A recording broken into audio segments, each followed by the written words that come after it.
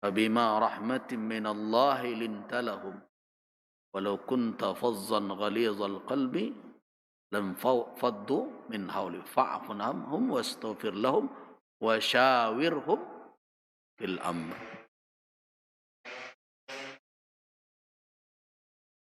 Allah Subhanahu wa taala tetap memerintahkan Nabi untuk mengambil terus langkah bermusyawarah.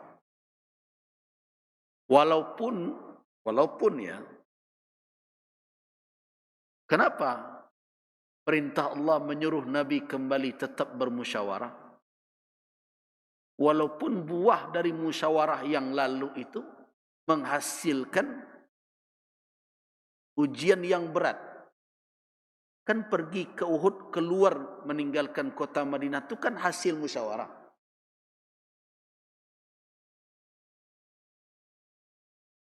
Akibat dari hasil musyawarah itu bisa dikatakan kalah. Nah, jangan sampai karena hasil musyawarah demikian berhenti bermusyawarah. Itu banyak perangai orang awak tu. Kalau lah jadi pemimpin, dibuat musyawarah, diputuskan satu perkara, ternyata keputusan bersama itu gagal. Nah, pemimpin dengan alasan itu akhirnya menjadi diktator. Gunno musyawarah-musyawarah ndak je selesai. Wak pun tak selesai surang lagi gitu. Nah, sebenarnya ayat itu berguna untuk orang yang diberikan amanah oleh Allah Subhanahu wa taala.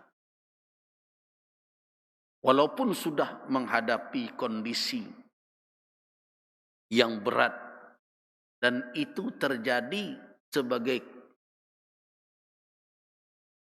sebagai kelanjutan dari peristiwa syura yang dilakukan kemudian dilaksanakan dengan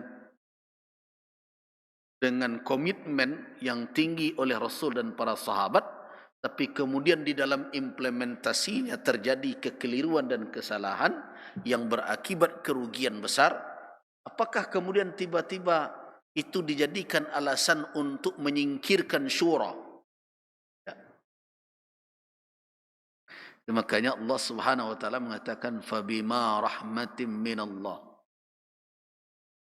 Dengan rahmat Allah lintalahum, engkau bersikap lembut kepada mereka walau kunta fazzan ghalizal qalb, seandainya engkau kasar dan keras hati terhadap mereka, lam faddu min haulik, mereka akan berpencar dari sekitarmu. Mereka tidak akan lagi berkeliling mengitarimu, artinya mereka tidak akan lagi bersamamu. Karena itu fa'fu anhum, maafkan mereka. Tidak cukup hanya memaafkan, wastaghfir lahum, mintakan untuk mereka ampunan, dan perintah berikutnya wasyawirhum, tetap kembali ajak mereka bermusyawarah. Kan musyawarah kemarin sudah gagal, ni jadinya nih.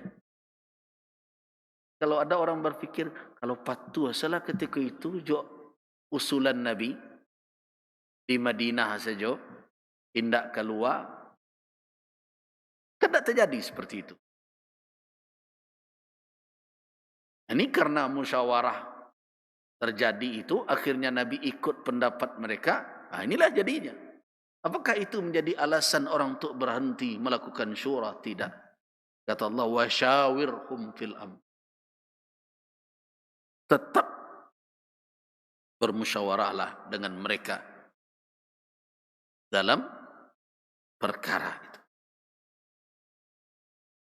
Nah, ini menunjukkan bahwa syura itu adalah mabda' asasi, prinsip yang mendasar dari bangunan masyarakat, sosial kemasyarakatan di dalam Islam.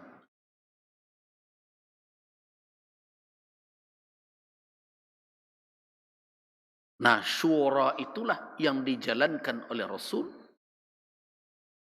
yang terus diwarisi dari generasi ke generasi oleh mereka yang melanjutkan kepemimpinan Rasulullah yang disebut dengan khilafah Islamiyah itu.